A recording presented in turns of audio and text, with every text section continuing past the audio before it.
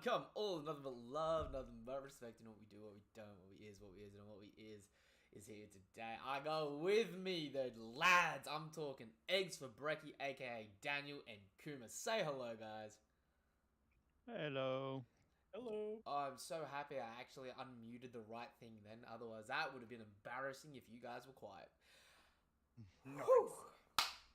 All right, this is a big chapter. Not really because a lot happened, but just there's a lot of shit building at the moment and a lot of implications and stuff like that.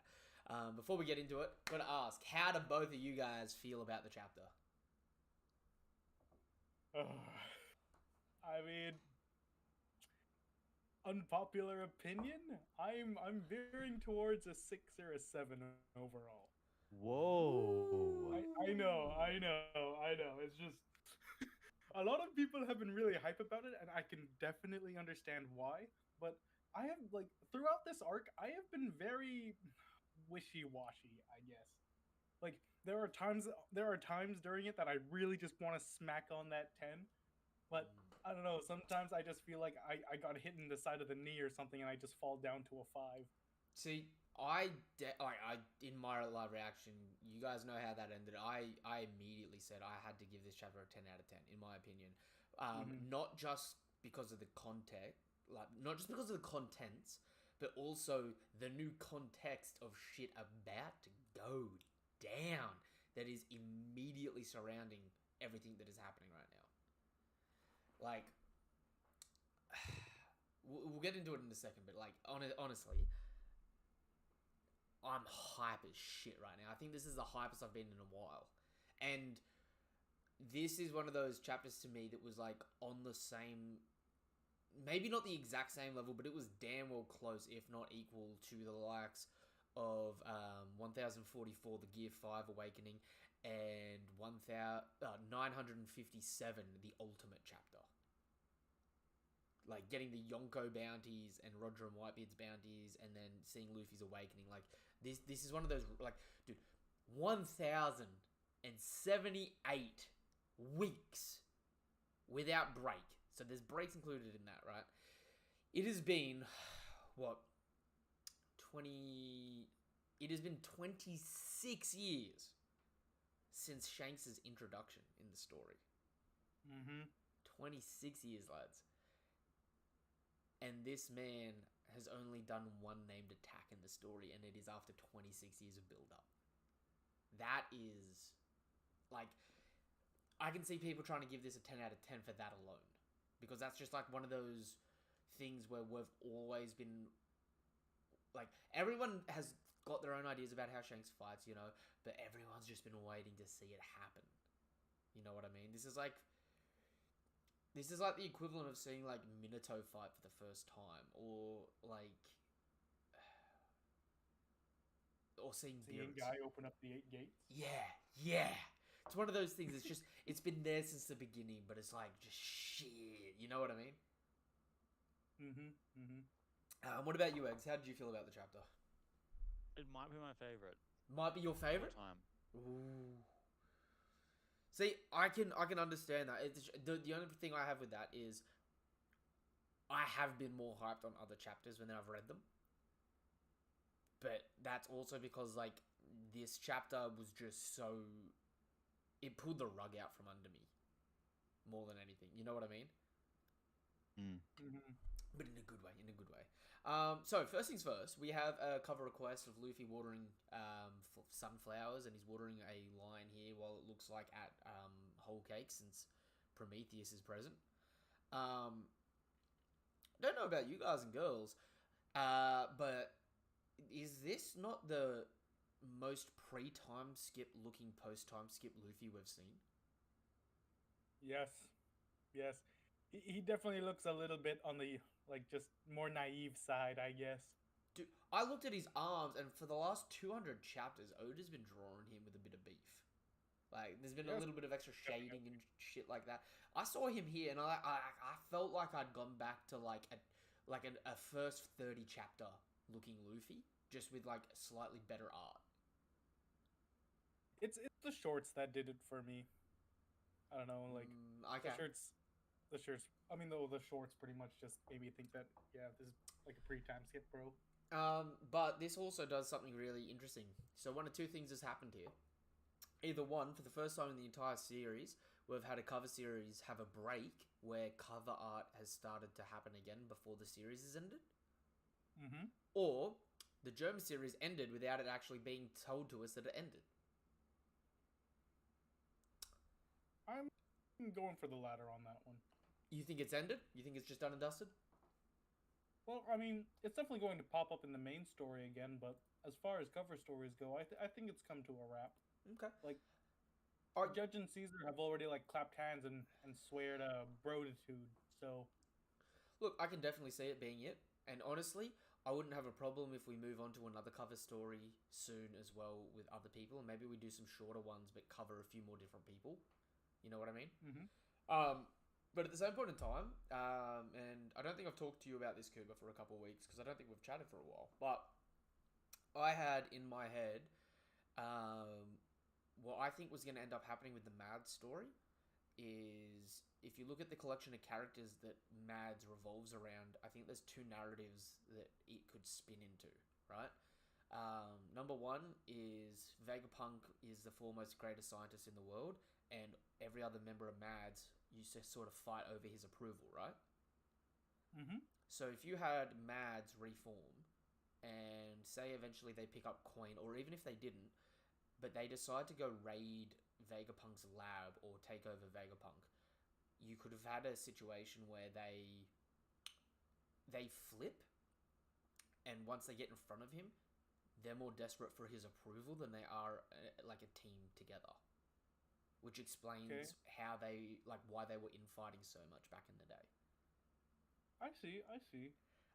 The alternative is the other major member of Mads that we know about that we've never actually had them interact with a member of Mads at the moment, which could come into the story in a really significant way, is Miss Bucking. If Marco doesn't actually end up going to help Weevil, and instead she enlists the help of Caesar and Judge and the new Mads. And so she freeloads off them to try and get Weevil out, which would work perfectly because if he makes it to Impel Down, they have the best organization for dealing with Impel Down at the moment. If they had Queen with them, for starters, they could turn invisible.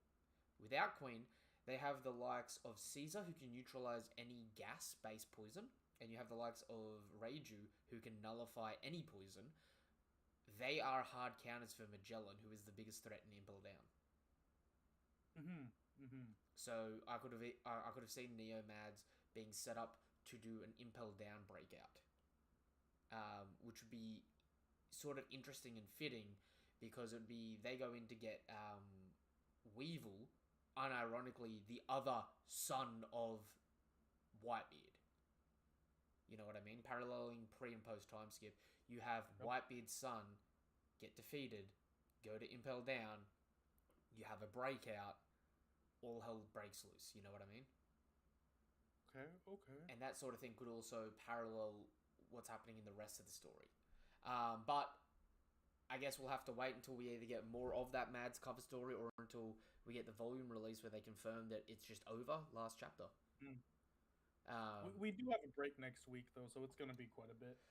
Oh, yeah, I forgot about the break. Oh, it's going to be painful, but it's going to be beautiful.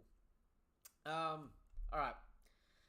Let's jump into the beginning of this thing. We pick up a few hours earlier with York talking to the Seraphim. Now, I really want to point out here, it says a few hours earlier and it is in flashback, but mind you, this is, the lab's already been damaged. You can see that there's broken glass and stuff like that.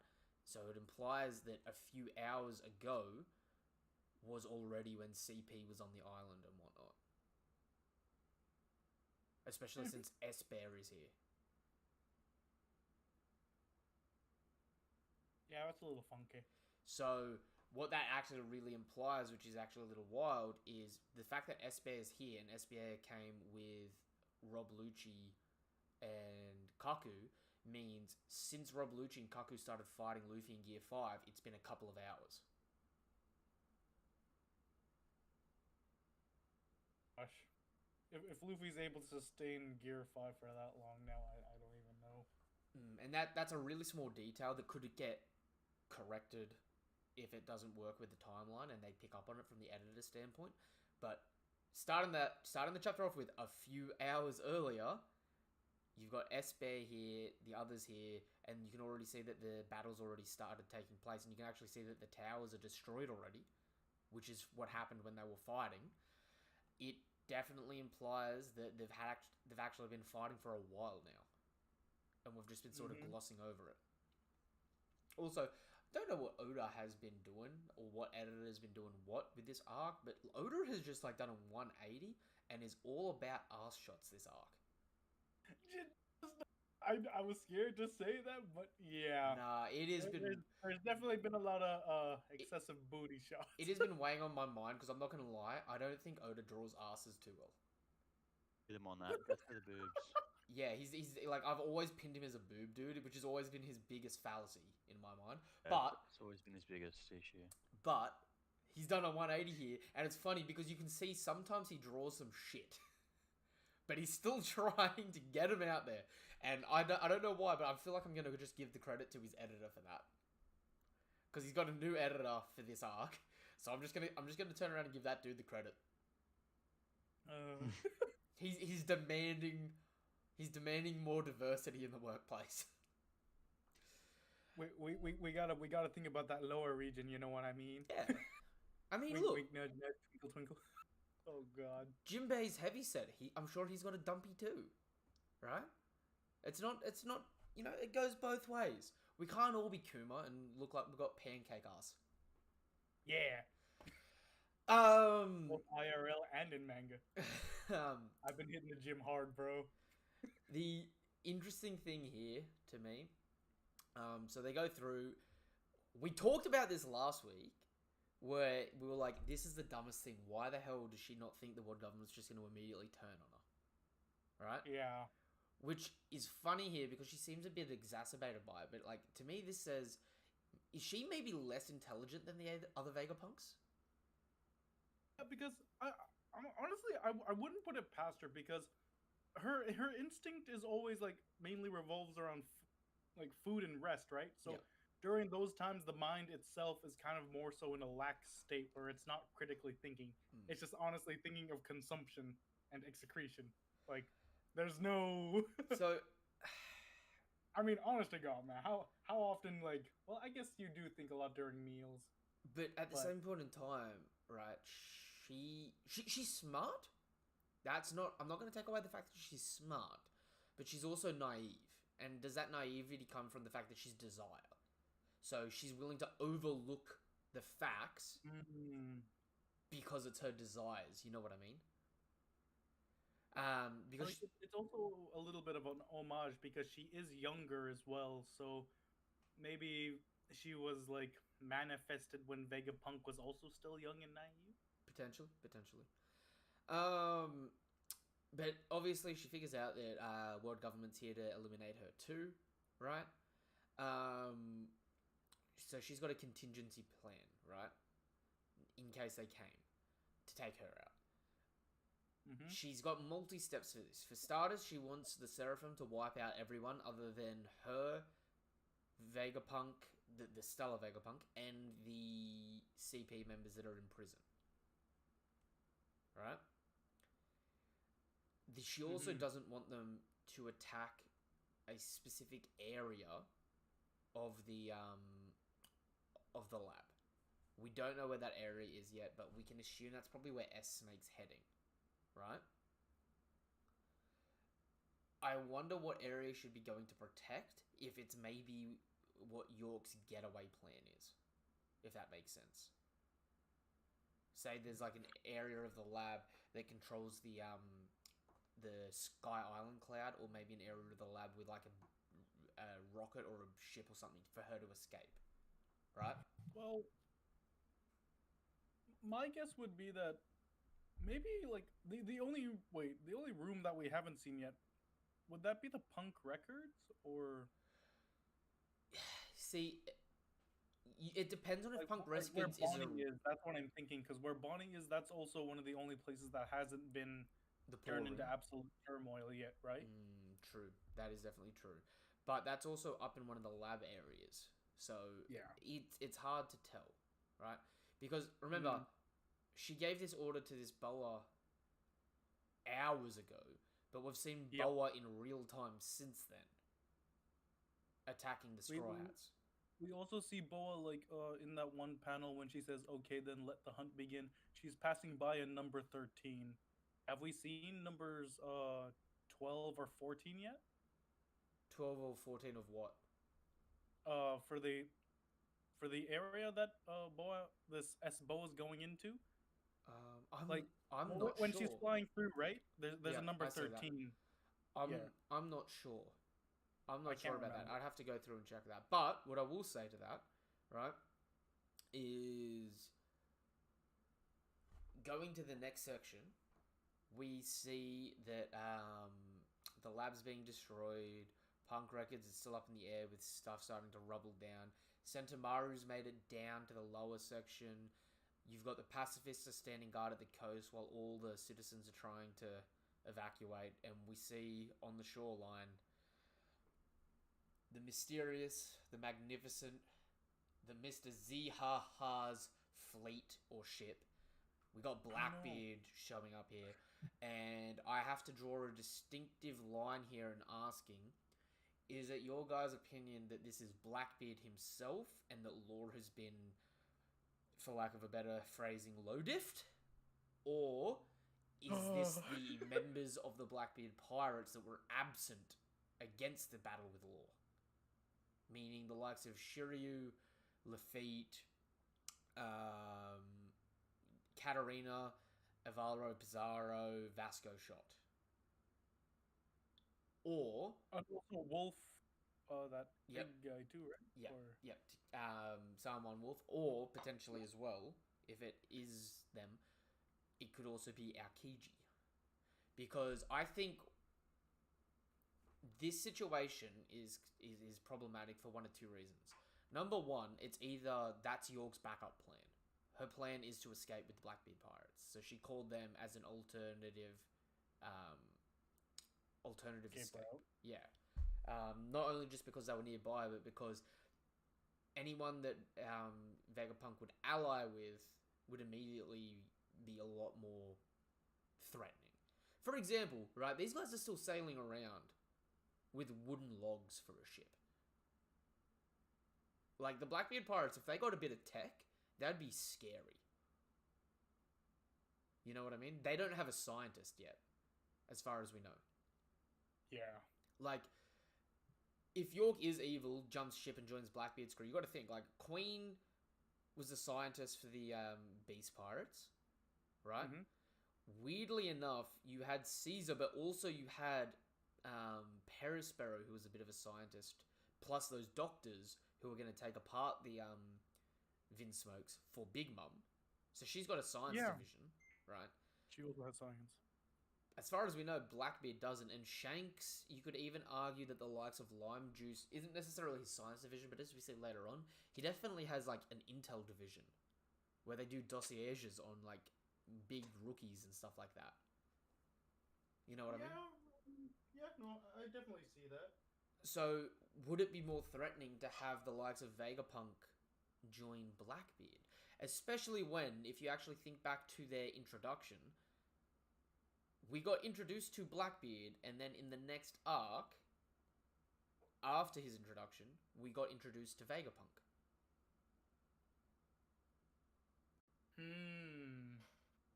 That is a good point.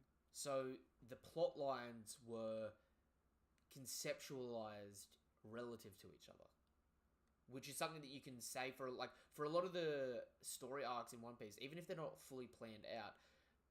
You can tell that there's a lot of stuff that's been, like, when we get big payoffs and twists, and we're like, that came out of nowhere, but if you look back, it's like, oh, these people were introduced around the same time, so there was obviously a, common thought process about introducing them at that point, you know what I mean? So, I wonder if this may be the time where Blackbeard gets a huge science boost, or alternatively, you could have York, if she does end up jumping ship and joining up with the likes of Blackbeard, bringing those 4 Seraphim that we've seen. and then Blackbeard essentially makes a modern day version of the Rocks Pirates with Impel Down breakouts, former Marines, and Seraphim, who are essentially just warlords.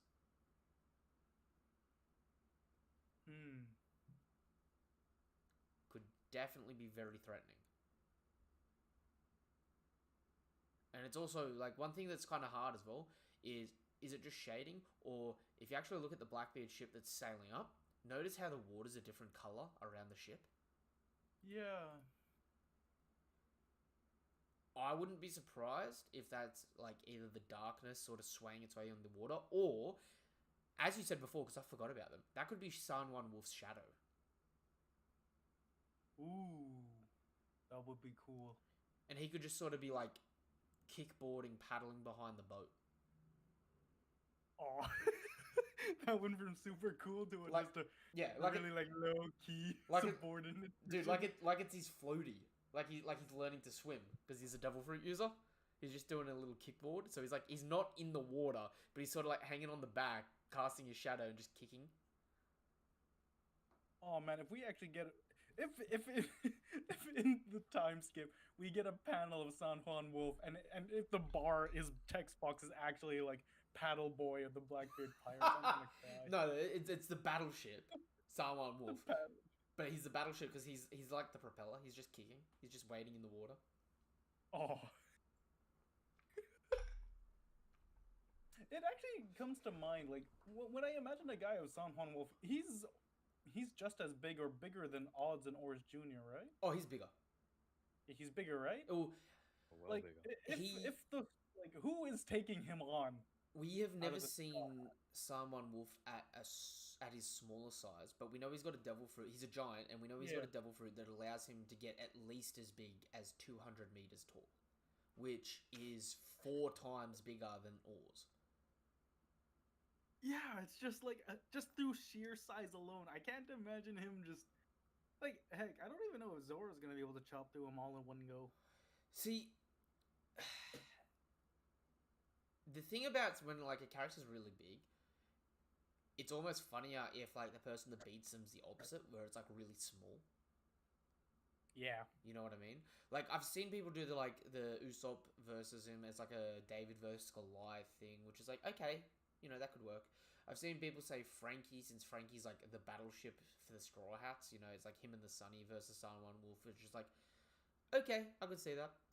I mean, I reckon it would be just as entertaining or just as funny if you've got like San Juan Wolf being giant and you've got Chopper who like runs up his nose and starts attacking him. He starts attacking his brain. He like starts attacking him from the inside out using like brain point and stuff like that to attack him from the inside out, using his medical knowledge to hurt him from the inside.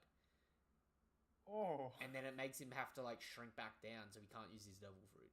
But like that's one of those like dumb things that no one would think about that's very One Piece to happen. Yes. So it's like but I'm gonna throw out some hypotheticals here, yeah? Alright, shoot. If this isn't Blackbeard, but this is just some emissaries of Blackbeard, right?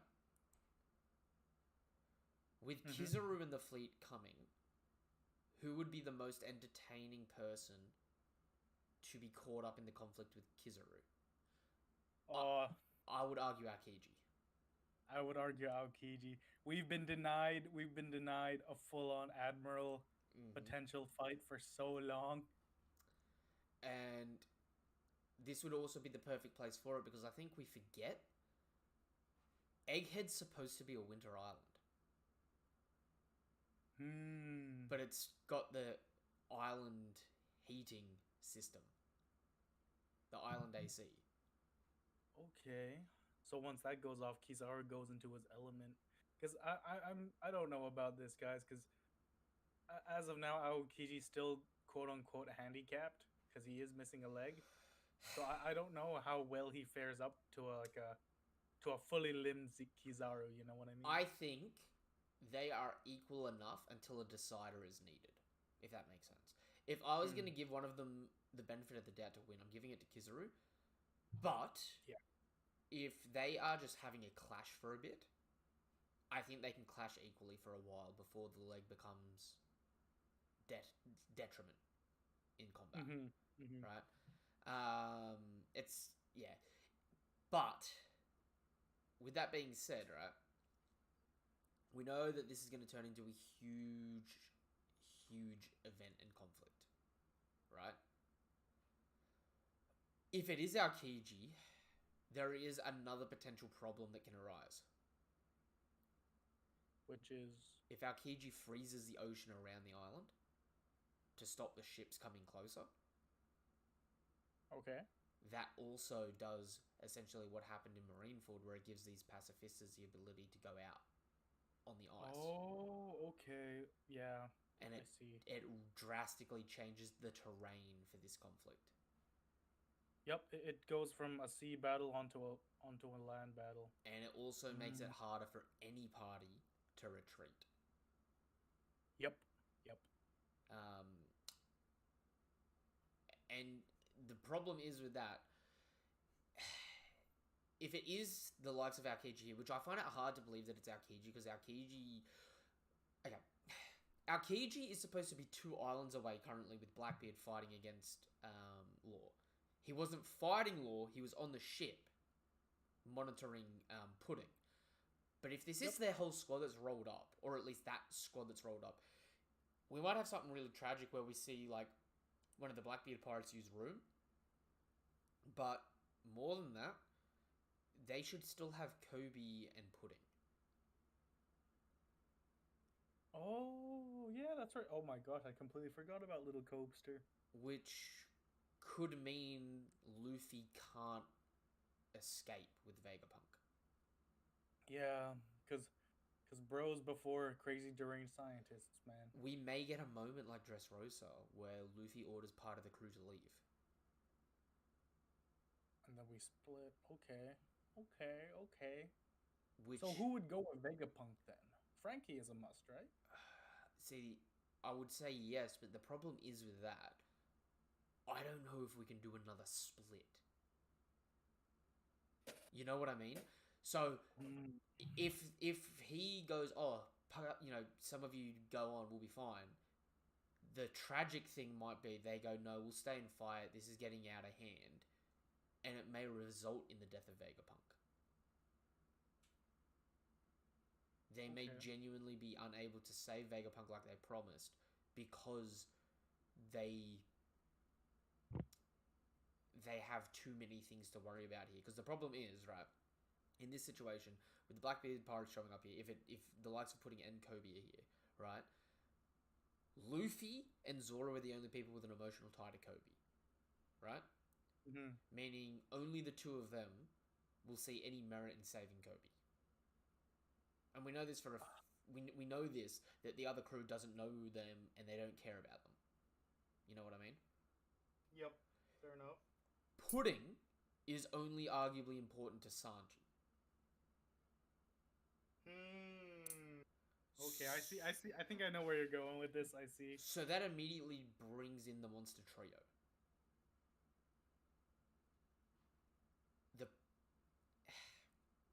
The problem with the monster trio being baited is,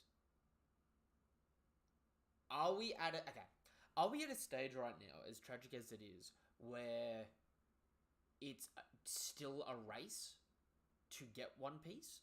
Or are we at a stage where it's time to sabotage people so they can't get One Piece? I mean, that's basically what Blackbeard and Shanks are doing, aren't they? Exactly. If Blackbeard and his crew is here, what would be the most crippling blow to the Straw Hats in the arms race for One Piece? Hostages. Specifically, Robin. Oh, okay. Who has an emotional investment with Robin and Robin's storyline on the Blackbeard crew right now? On the Blackbeard crew. Aokiji. Ah, okay. We could have a situation where Luffy, Zoro, Sanji come to save Kobe and Pudding, and essentially it results in a hostage swap. Unintentionally. And obviously the Straw Hats can't find Laughtail without Robin. Yeah. She's a plot character. Well, no. Which People are gonna hate me for saying that. She is a very well developed character. okay. I'm gonna ask a tough question right now then, okay?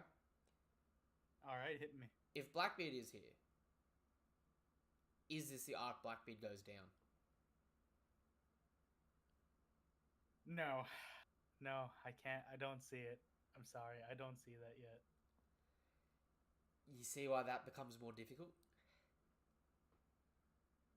Because if that is him here, and it's like, say it's just some of his emissaries, Yeah. it doesn't really matter. We could lose some of the Blackbeard pirates and swap them out for Seraphim, and it would be no sweat off our back. Like, no offense to Vasco Shot and Katarina Devon. But from what we've seen from the Seraphim, I don't think they're really comparing at this point. Exactly. And the thing about the Seraphim is, obviously York was the first to give them orders, so none of the other Vegapunks can get to him at the moment. If they get in and start to retreat early, they will be fine. Alternatively, if they take too long and Saturn shows up, what happens if Saturn orders the Seraphim to take out the Blackbeard pirates? Oh. Okay. You, But what if... you see where we're getting into some really sticky situations. Yeah, where... no, this is... And I don't want to overhype this more than it could end up being. But we're like we're sort of at the crossroads of like, what route are they gonna take? How fast is that route gonna take? Because if they take too long, shit is going to go bad for all parties involved. Yeah, this is... No, this is a real clinch, because this is like a make it or break it kind of moment. And it's interesting that it's the Straw Hats versus the Blackbeard Pirates for the make it or break it situation, or the world government.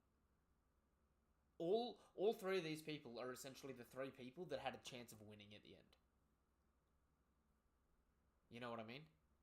Mm-hmm. Like, as much as I love Shanks and what he shows later on in this chapter, I've never viewed Shanks as the final villain. I've always heard so many theories and stuff about Blackbeard killing Shanks. And that's still very possible at this rate. It is actually very much so. But maybe we should move on to the next portion of the chapter and then come back around to this. Fair enough. That way we're not skirting around the gaping elephant in the room that is useless Captain Mid. So we cut over to Warland Elbaf in the New World. Ta-da-ta-da! Why are the kid pirates splashing around here? Have you come for our beloved chief? We get introduced to three of Shanks's allied captains. Captain of the Puddle Pirates, Padded Toe Jared. Tony, head of the Social Club Pirates, Grave Tooth Fuga. And Princess of the Burgess Pirates, Panicky. No, I think that's bourgeoisie. Bourgeoisie? Yeah, it's like a French word. Okay, that makes... I know it's a French word. It makes perfect sense that it's bourgeoisie. I'm not going to lie, I was reading it, trying to read it like how I read Mary-Joa. Because Mary-Jo's is a French word as well. And based on the French capital. Yep. So I was like, when I was doing my live reaction, I was like, you... Bourgeois? I don't blame you, bro. That C+ French school actually helped. Is she a tontara? She definitely does look like a tontara. I kind of get the vibe that she's a tontara, I'm not going to lie. Old Mate is ancient, and Padded Toe Geratoni. Why does he... Like, he just looks like the unholy offspring of that one monkey mink that people thought was the traitor for ages. But also... Mushira and that, the dredges from Jaya, the monkey men. Yeah. Look, somewhere out there, there's One Piece bloodline that has to explain why they have a little bit too much, ape in the gene pool. I'm just saying. But we cut over to their ships surrounding Kid. There are currently 9 ships surrounding them. Killer says they've got some big names with them. It's hard to tell whether or not those 3 are the big names, or whether or not there are other big names, and those are just the 3 we focused on for a second. I don't know about you guys, but what classifies as a big name to you in One Piece? Excuse me. I mean, to be fair, they said like for what is it? New World standards, 100 million is actually pretty low. It's 300 million, right? That's the technical standard. Yeah, but it's also kind of stated in this chapter as well that these guys shouldn't have even made it to the New World. Yeah. Wouldn't have survived so- unless it was Shanks. Yeah, so I'm gonna say like for big names, these guys maybe have like over 100 mil bounty, and that's it. Maybe I'm not gonna lie. Based on Rockstar's original bounty was 94 mil. They may even have a Yeah. bounty under 100 mil. Yeah, honestly, like just for fun, what would you guys actually give these bounties just on these looks? Like, I would probably give the Puddle Pirate Captain maybe. I'd say like a 50 million, right? I give like I Grave 2 Fugar maybe like. Well, hang like a on. 45. I actually think they would have really high bounties 'Cause of because, well, Shanks. not really high, but yeah, because Killer was specifically saying these are all big names. Yeah. I actually think like Shanks is basically just like taken out the enemy and gone, yeah, it was this guy, and Oh, given him a really gosh. big bounty. I think So they passing will. around the credit. I think they'll all have bounties in the 300 mil range. But if they had a bounty that reflected them, I'm looking at these 3 here, and I'm thinking between 50 and 80 mil. Yeah. Like, That's what I was. I'm not gonna lie.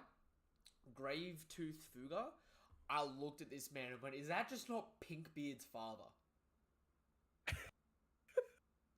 Like, dead ass. Pull up Pinkbeard. They're identical. Ryu skins. Yeah, yeah, no. It's more about the fact that it's like, you know, you've it's the Shanks vs Blackbeard mechanic. You know what I mean? I mean, to be fair, Tontanas have been shown to have incredible strength. So maybe maybe Panicky Pururu actually has a little bit of oomph to her. I don't disagree, but the problem is, it's also one of those things where it's like, I don't think she's a fighter. So she's got the No. I reckon she's strong because she's got the Tontana blood. yeah, but I think she doesn't use it because she's kind of like Princess Mancherry, where she's just kind of like, you know what I mean? So it's like she could be strong if she wanted to do something, but she doesn't want to do anything because she's just kind of like, oh, I'm nervous. You know, you're a pleb. Whereas like I look at Garatoni, and I think he's probably more the aggressive one out of the 3, and that probably makes him like physically the weakest. You know. Okay. Although that being said, I do say in the Bourgeoisie Pirates defense, we don't see any Tontada-sized ships. Oh. Good point. But if you actually look at their Jolly Rogers on their hats, you also don't see any of their Jolly Rogers on any of these ships. Well, no. Bourgeoisie, she's got like some sort of flower on top of hers, right? I don't think it's quite a flower, but yeah, you could say it's a flower. Okay, yeah. I mean, I'm looking at that one on the right side of Kid's ship, the one that's next to like that giant one with the horns. Yep. Yeah, that could be hers. The one with like the little flower thing on the front of it. Okay. No, okay. I can give that. Or it could be that one in the background. You never know. Anyway, so we cut back to the shore, and this is one of the funniest things here to me, right? We've got we've got Shanks. Tell them to retreat. What are you saying, Chief? We won't let them lay a finger on you. We also see some of the other allied captains with Shanks here, and I like some of these characters, and some of them have got like interesting designs, but they're all also kind of like the most forgettable looking Yonko crew. And I think that's obviously on purpose. You know what I mean? Yeah. But I think it's funny how Shanks is essentially like, oh yeah, you know, I'll look after you guys, it's all fine. All of them love him, come running to him. And mate, I love the panel where they're like hugging him. He's got this face on him where he's just like, get the fuck off me, don't touch me. Get off me. Get off me. You know what I mean? Like, I find it funny that is like he's one of those people that it's like he kind of has the same vibe that Buggy does, except he's competent, where people just like flock to him. A little bit, yeah, but Buggy relishes in it, where Shanks is kind of like, eh. Yeah, because Shanks has got that cool guy factor. But we see the likes of the giants on the shoreline, how close they are to Shanks' ship. Now, it's interesting because although in that image where we see kids' ship surrounded, I think this is actually a forced perspective here. Okay? Forced? Yeah. Kids' ships looking face on to those ships, right? Mm-hmm. Those ships are in front of him, and then it's implied the shoreline's behind them, right? Okay. But then we see later on that Dory and Broggy attack their ship more from a side-on perspective. They look a lot closer. Okay. You know what I mean? Like, it's almost implied that they're sort of to the left of their ship a bit. If that makes sense.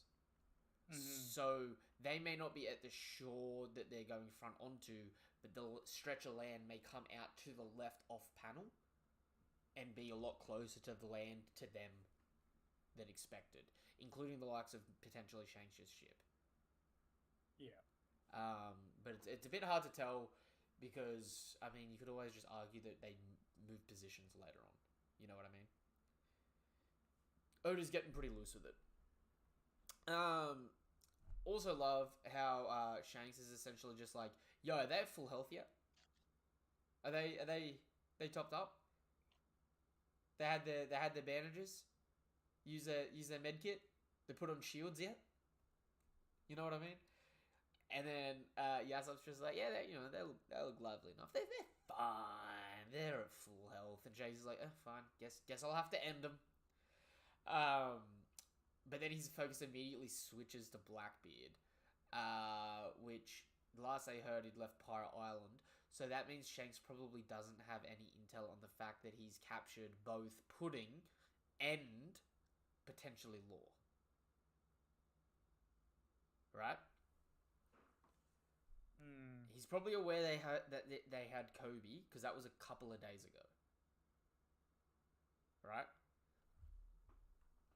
But Shanks seemingly isn't aware of where they are since they left Pirate Island last, which they've engaged with Law, and we saw that Aokiji went and took Pudding. So this actually may come around later on if Shanks does end up having an altercation with Blackbeard soon. Remember, we've never had a payoff for Shanks going to see the Gorosei yet. Right? Yeah. Who is currently just arriving at Egghead. The Gorosei. And Blackbeard's crew, apparently. Right? Okay. This could actually be part of Shanks' plan. To have the world government and Blackbeard go at one another? I mean, arguably, he wanted to ally with the world government to take out Blackbeard, didn't he? Arguably, yes, that could definitely be a thing. We've never seen any payoff from it or any acknowledgement of it since it happened, but we also learned this chapter that Shanks can see the goddamn future. Yes, he has very immense future sight. On par with Katakuri or above? I'd probably say equal to or above. Okay. I would argue... I know some people said he can only see 10 seconds in the future. I would argue that Shanks can see longer into the future than Katakuri. Just because he's a Yonko. You know what I mean? So he's speaking maybe half a minute roughly? Well, it depends, because we've had people like Enel see a full day into the future. Yeah, that's true. And being a Yonko... Okay, first things first, right? His future sight here isn't like normal people's future sight that we've seen so far, right? This actually seems like a combination of two different types of observation haki. You know how future sight normally someone has to activate for them to see the future and then act on it? Okay. The way Shanks' future sight worked here seemed reactionary to danger sense. Okay. So he sensed Kid doing something and immediately saw the future. As opposed to the likes of Luffy or Katakuri, who have to choose to see the future instead of it just automatically happening if something bad's gonna happen. Okay, so it's something more of like an innate ability instead of something that you have to force out of your subconscious. And that may just be the difference in skill. Yeah. If that makes sense there. For example, it's like how Whitebeard could be asleep and then last second sense someone trying to kill him and get up and beat their ass. Yep. So That makes sense. it becomes like more of an automated thing, which actually makes Shanks seem a lot more deadly, because we also know Shanks has the ability to turn off people's observation haki. Wait, he does? Yeah. Oh my gosh. That was... I need a big One Piece refresher in lore, man. That Like, I am falling behind. that was released for One Piece Film Red and One Piece Chapter 4 Billion. Shanks is... How did I miss that? Shanks is I was too known... distracted by the awesome songs. Shanks is known as the killer of observation. So, one of his unique observation haki abilities is to cancel out other people's observation haki. Which you could argue is something that he does here in this chapter. Also said that Yasop has future sight always active. Yeah, so he... And that Ben Beckman can haki up his bullets really good. Yeah. Which doesn't seem that impressive, but okay. So, that also confirms that there are two future sight users on Shanks' crew, not just Shanks. So, the red hair pirate's looking hella beefy at the moment. By the way, just to throw in a little fishing hook out there back to Yonder Year, why, like, we saw how this plays out here, but why Kid thought Apu and Hawkins would be the thing that makes the difference here, I will never understand. Like, I can see the future. I can cancel out your attack by blocking my ears. Two of your... Technically, Shanks only has one arm, so he wouldn't be able to cover both ears. Oh my god, that is actually funny.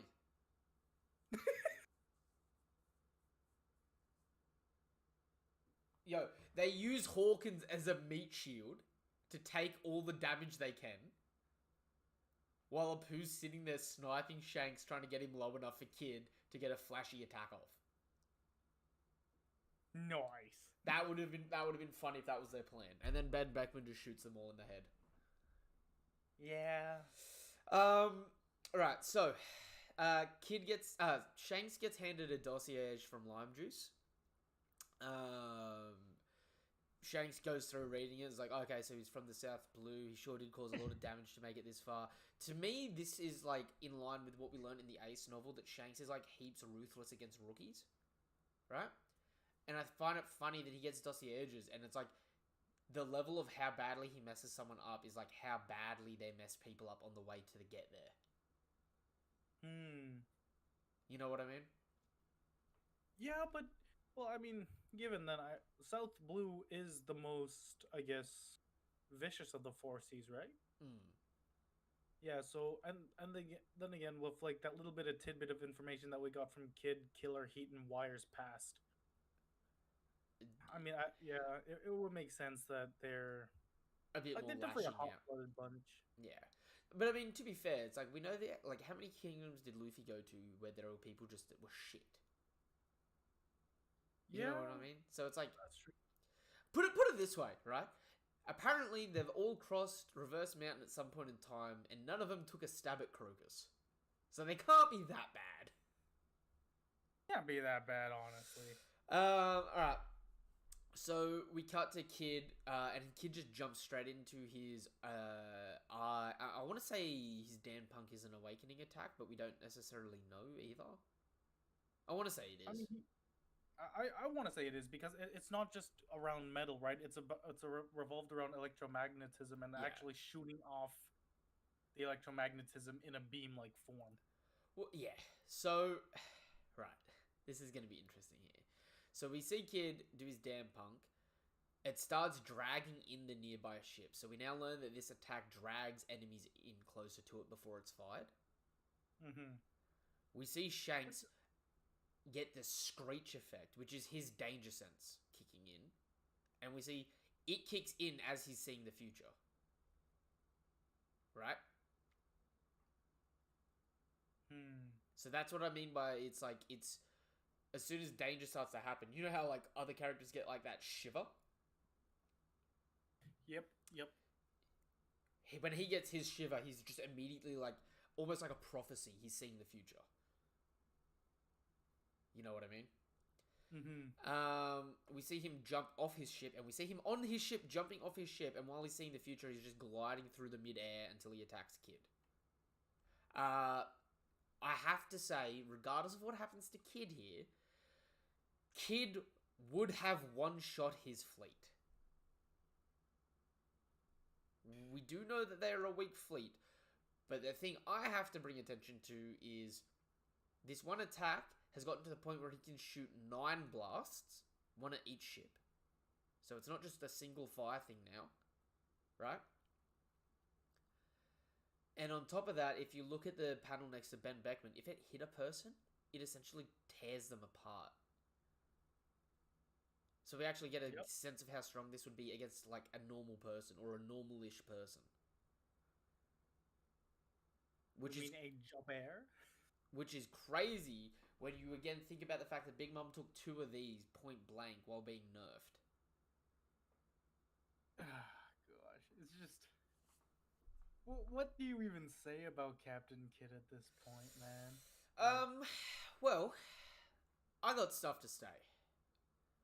So, okay, let's wrap through this and then we'll talk some shit about Kid, shall we? Alright.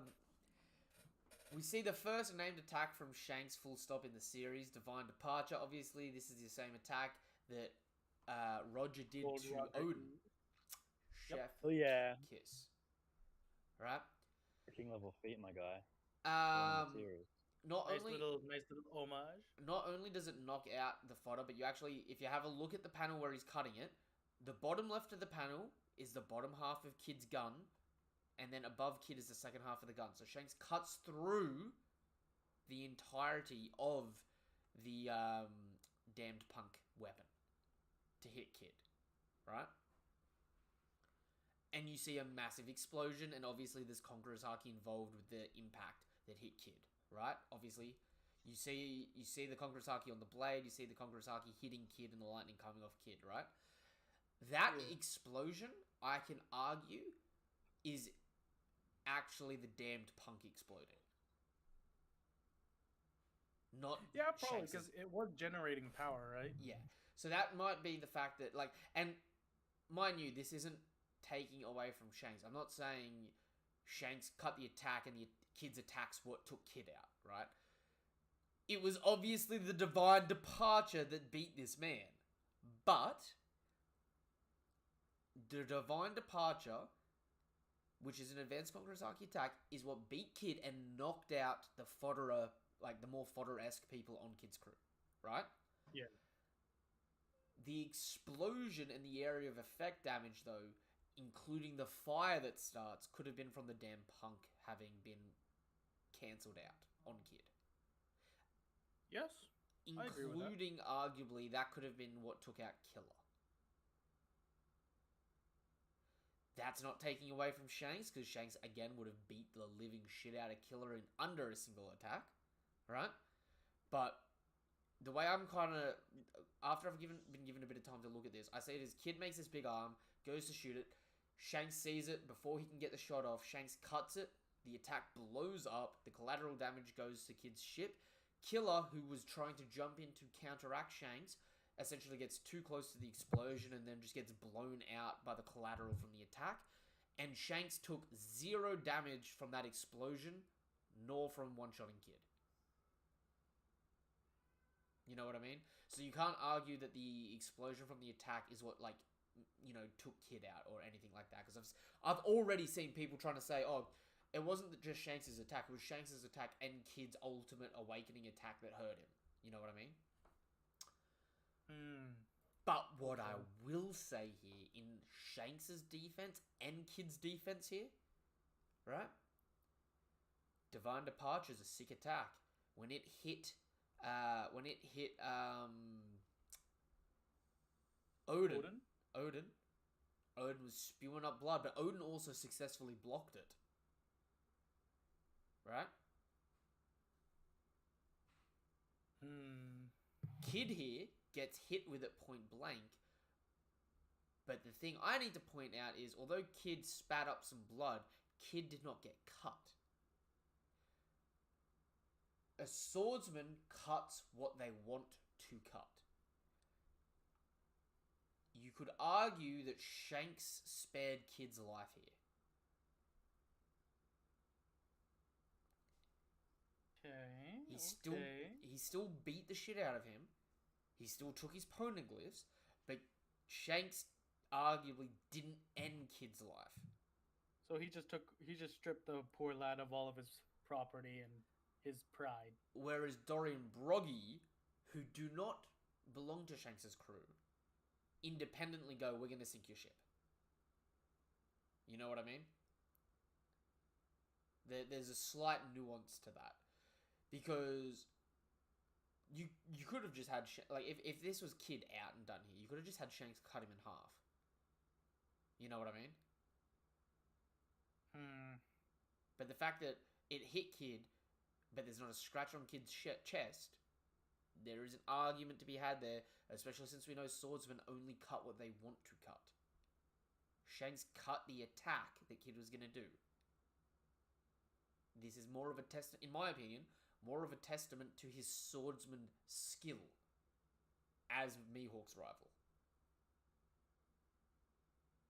Yeah, I see it.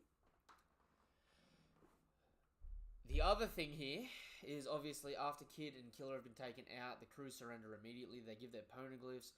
Dory and Broggy just... Honestly, they're just like, we don't care who you are. You're gone. Right? Yeah. Then they do the rundown. On this day in the New World by Elbaf, the Kid pirate crew led by Eustace, Captain Kid, a man worth 3 billion, was completely eradicated. Right? What are your thoughts on the Kid crew being eradicated? Dead, alive, to be decided? How's everyone feeling about it? Well, I mean, it's as you said, right? Kid didn't suffer any kind of slash attack or damage like that. So I'd imagine that probably Kid and Killer survive, but a lot of his crewmates are done. Okay. I come from the mindset here, and I'm just trying to pull up the exact chapter right now, right? Yep. I'm from the mindset right now, based on what Otis said in the past, it makes this very difficult, right? Because Otis said in the past that the only one of the Supernova that he ever had a big plan for was Kid. Right? I know, that's why it's like, I don't hate Kid and the fact that he has to take a lot of L's, right? But a lot of the times when we're quote unquote giving Kid a W, it doesn't feel like a true dub. So if you know what I mean. Luffy did something completely different to every other Supernova. Luffy stayed back in the Grand Line and trained for 2 years while everyone else ran into the New World and got their shit wrecked, right? For the longest, we were hyping up Kid, thinking Kid was going to have some awesome abilities and stuff like that. And, you know, he was awakened. It was impressive. It really was. But in terms of Haki, he did not exist. He may as well not have had Haki. Am I right? Mm-hmm. But Chapter He 513. injects into it. Chapter 513 of One Piece. The last page. Grove 12, Sabati Archipelago, the Grand Line. That day, the Straw Hat Pirates, led by Captain Monkey D. Luffy, were completely eradicated.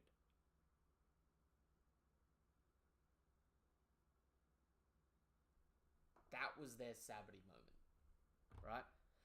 Luffy at Sabati, the crew got wiped out essentially, and they had to train because they weren't up to the scratch, yeah? I would argue that this Egghead is definitely meant to parallel Sabati, right? You've got Kuma and the Pacifistas. You've got the likes of Kizaru. You've got the likes of Sentomaru, right? Egghead is supposed to parallel Sabati. Yeah? Excuse me. Sorry, sneezed. Yes, I agree. So I could see a clean argument. If Kid is dead and his crew is dead, I'm not going to lie, that would be impressive. Right? But on the flip side of this, you could almost look at this. We still haven't found out who, like, the information about the man marked by flames, which Kid was coming to Elbaf for. Right? Kid still hasn't shown advanced forms of Haki or anything like that. If Kid isn't dead, I see this as a combination of his Sabati, but also his Enies Lobby moment. The Victoria Punk being Kid's ship that he sailed on from South Blue to get here, being destroyed, is no different to the Merry being destroyed, right? Mm-hmm. Kid's crew getting wiped out here is essentially no different to the Straw Hats being wiped out at Sabati, right? It's important, again, look at where Dory and Broggy are cutting the Victoria Punk, right? Dory and Broggy, I'm pretty sure are about 22 meters tall, yeah? They're not all that far away from the shoreline, like I was saying earlier. So although they're all sinking here, it's also important to note, right? Apart from this one ordeal parallels 3 major events that happened to Luffy, right? It parallels Enies Lobby with their ship getting destroyed. It parallels Sabati with their crew getting annihilated. But it also parallels the beginning of Act 1 of Wano, where Luffy got one-shot by Kaido. By an advanced Conqueror's Haki attack. Right? Uh-huh. I could definitely see in the background of this arc/saga, Kid training off screen and getting a massive power creep to catch up with Luffy. The reason why it wasn't done prior to this is because Luffy needed to be showed off against Kaido. Pardon my burp there. Luffy needed to be shown off against Kaido, right? Because you can't have someone steal the spotlight from the main character. Now that the main character's gotten there and taken steps past it, it's time to get Kid there. Right? Kid, throughout Wano, was never hit by a single advanced Conqueror's Haki attack. We never saw Kid get hit by one. There is potential to argue that Kid, much like Luffy before getting hit a couple of times by it, doesn't know you can arm yourself with Conqueror's Haki at all. Mm-hmm. So Kid, in this situation, also isn't aware, as well, of advanced observation Haki, I need to point out. Right? But Kid, arguably from this, their crew could drift ashore on Elbaf, just like the Straw Hats did at Wano. They could regroup in the background. They could try to hunt down the man marked by flames, and by then Shanks may have left this island, since we already know Shanks was leaving this island, right? and a defeated Kid Pirates could have a really intense training arc against the Giants playing catch up. Whether or not the Straw Hats make their way to Elbaf is hard to tell, right? But Oda having said that Kid is going to do something really interesting in the series, like really impressive, and that Kid's the only one he had a plan for, I don't know if the plan from day one was always for him to be the victim to Shanks fighting for the first time, okay, that is impressive in a way, just not how you may have portrayed it. You know what I mean? Okay. But if it is Kid's redemption arc here, where his crew goes through all their ordeals on Elbaf, and it's about them getting back together and reforming, I have to bring your attention to something very important. Right? We are yet to have a single organizational group in the series rival the Straw Hats based on their ship. There isn't a crew that we know that has a ship made of atom wood, correct? Okay. When Frankie's introduced, and at the end of Water 7, when Frankie's talking about his dream and what he spent the 200 mil he stole from Usopp on, he talks about it being the atom wood and the jewel tree atom, and how there is an island that exists, a war-torn island, that no matter how much conflict arises, there's a tree that never falls. A lot of people have speculated that that big shadow on Elbaf is the jewel tree atom, right? Okay. The Kid Pirates, arguably, if they do have their Sabri moment and this is their off-screen training arc, could come back with a new ship akin of the Sunny. Wow. Okay. I'm almost sold on this, actually. Here's my counter. Go for it. Oh, Shoot me here we down. go. Shoot me down and tell me how you want man. Kid dead at the Get bottom him. of the sea. If Kid's still alive, this chapter was shit. See, I don't see it That's being my shit counter. because he still got one shot. No different to when Luffy got one shot by Kaido. Look, here's the thing. People always do the whole drawing comparisons to different arcs thing, but the comparisons are always very, very little. They're not they're not the exact same. Mm-hmm. And you have this like comparison between Sabaody, but the thing is that hasn't Kid always been the antithesis of Luffy? Hasn't he always been the opposite? Where Luffy is Lucky. dumb but tries but wins, Kid is dumb but tries but fails. Yep. One's lucky, one's not lucky. Yeah, so one gets quote unquote wiped out, but they actually get split up because they're nice and they have friends in high places, i.e. Kuma, and they all come back together and continue their adventure. The other one is not lucky and he picks on red hair Shanks like an idiot, tries to kill his crewmates, and he gets absolutely obliterated. Like I said, if he is dead here, it is really powerful. And I'm... as upset as I would be that Kid is dead, it would be a big message to send. You know what I mean? I don't know why you'd even be upset. Man's like... it's just useless. Like, See, he had that's it. so many That's it. chances to be relevant, and he's just not, ever. That's it though, right? You keep he's like the one kid on the baseball team that has never hit a home run, and you guys make it to the finals, and he's like your last batter, and you're like you resign yourself. You're like, we're gonna lose, we're gonna lose, and all of a sudden out of nowhere he hits his first home run, and you guys win, and it's like no effing way. That's kind of what Kids like in a sense. No, I wouldn't care. I would not care. It's like if someone's allowed to beat their head against a Yonko 16 times, and every time they get a little mini Haki Bloom, and eventually they get good enough to fight a Yonko, it's like, yeah, well, finally. Yep. Next time, do that a bit quicker. But the problem is with Kid, right? Just because I say this may be his Sabaody moment and he may be alive and all that sort of stuff, doesn't mean he's ever going to continue to be relevant in the main story. And what I mean by that is,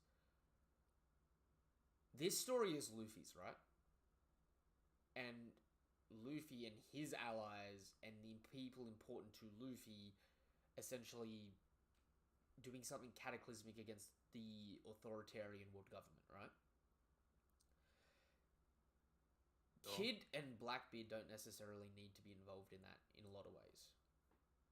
Even Shanks, you know what I mean? Those three are the only three people that don't necessarily need to be involved in that plot. If that makes sense, right?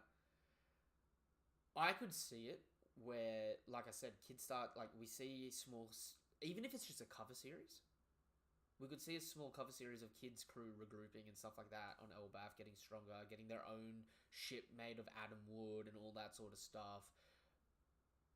Doesn't mean they're necessarily going to be relevant in the main story again. It could be one of those things where when One Piece is said and done, Kid's just one of the big names on the sea and is like the equivalent of a Yonko post end of story. You know what I mean? I ain't saying this man's going to run out, get all the haki, come back, and be competing with people currently. It could be that case, but I wouldn't like that to be the case. He's not like... Again, the not reason... good. Like, he hasn't done anything good. He doesn't impress me in any way whatsoever. You know? Again, the reason for it is, as well, Shanks beat him, but didn't cut him down. Which is a big important thing there. You know what I mean?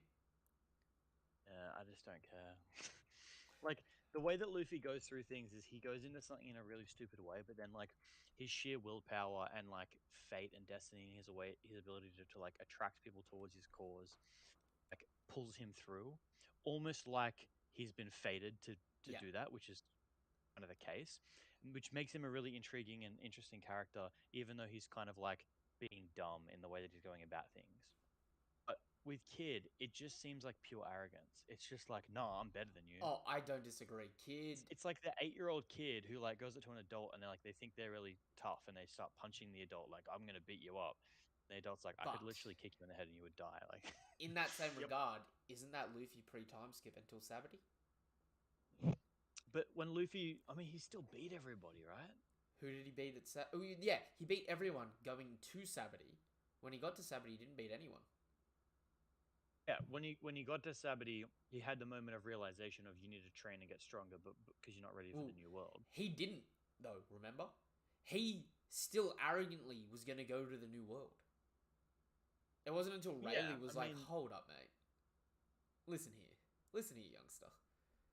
It's fair though, because he doesn't know, like, he doesn't know what's in the new world, right? He's just going there. 100%, but he also did know that, like, the likes of Kuma and Kizaru would be far more, like, predominant in those areas. You know what I mean? Yeah. So it's like the way Luffy was behaving 2 years ago is sort of the way Kid's behaving now, where he's just living off the highs of victories that aren't actually his. Right? And what I mean by that is, like, okay, put it this way, right? Pre-time skip, Luffy beat all the major arc villains, yeah? But how many times did he lose to them before he beat them? I mean, not all of them he lost to. I mean, especially before the Grand Line, he just crapped on everybody. Okay, he crapped on everyone before the Grand Line, but he lost to Crocodile multiple times. He lost to NL multiple times. He lost to Lucci multiple times. He lost to Moria multiple times, and then it finally got to the point where we got to Savity, and it wasn't about losing multiple times, but then finally coming back and getting that dub. It was you can't win. Yeah, I don't know. It's going to be hard for you to convince me that Kid is a good character. I'm not going to try and... I mean, okay. I think Kid is a good character. I don't think he's... If this is him done here, right? I don't think he was as interesting of a character or as compelling as a character as other people in the story. Like, you know me. Dude, I'm ride or die Law. You know what I mean? Law's got... But that's the thing, is that, like, your love for Kid is like beating a dead horse. Like, well, the thing is, you always thought that he was going to come up and be like an equal to Luffy, and then he didn't have any good haki feats, and he got beat by like everyone that he fought. Then in the prison, he was like showing similar like strength feats, like running with a stone above his head, and you were like, "Oh, that means he's just as strong as Luffy." So he's going to be really good. And then that didn't end up being the case. I And mean, he's probably got advanced haki, and once he uses that, it's going to be really good. And that didn't hey, happen. And then his awakening's probably going to make him really cool. And then that was like useless. I mean, the awakening was good. We saw it here. It just defeated a Yonko fleet. I mean, it shot a bunch of ships apart. Yeah, and Yeah. still defeated a Yonko fleet. Yeah, It's Zoro doing projectile slashes could do that. True, but how many projectile slashes can Zoro do at once? Probably a lot.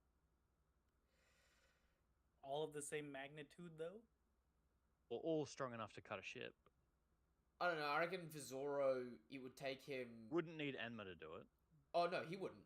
But I still think it would take. The point is, destroying a ship is like super easy to do. Like Ace doing his fire fist goes through like 3 ships. I mean, and just, still, Ace is blows them all up. Ace is still comparable to these guys now.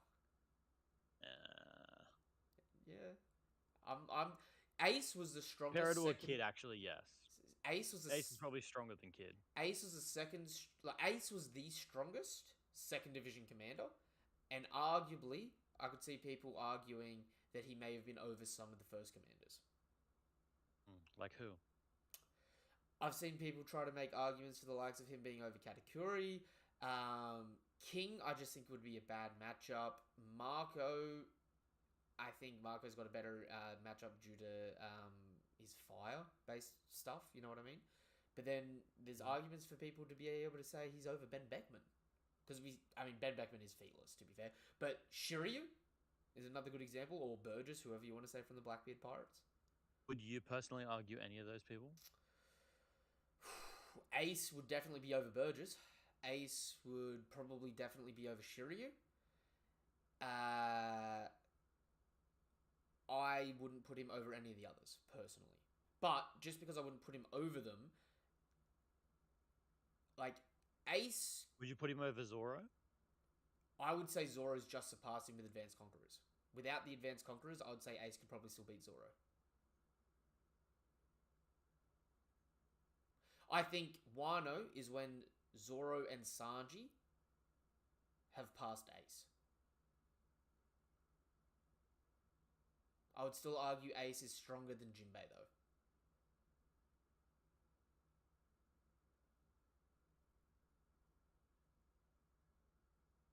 And I feel like that's a fair assessment. Yeah, but, I mean, I don't know. I wouldn't see Ace beating any Yonko. I wouldn't see Ace doing anything particular, and I'd put him well above Kid. Okay, let me put it this way, right? You're looking at Kid right now going, Kid probably won't be able to come back and get stronger, or you'd call it a bit of a arse pull if he did, right? And I also Okay. just don't think he earned it. Okay, scroll up and look at this divine departure, right? And I got one question for you. You ready? Yeah. What would have been the difference between Kid in this situation and Zoro currently?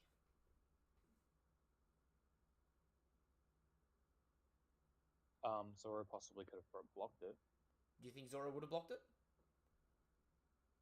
I mean, I don't think he'd have blocked it and be injury free. No way.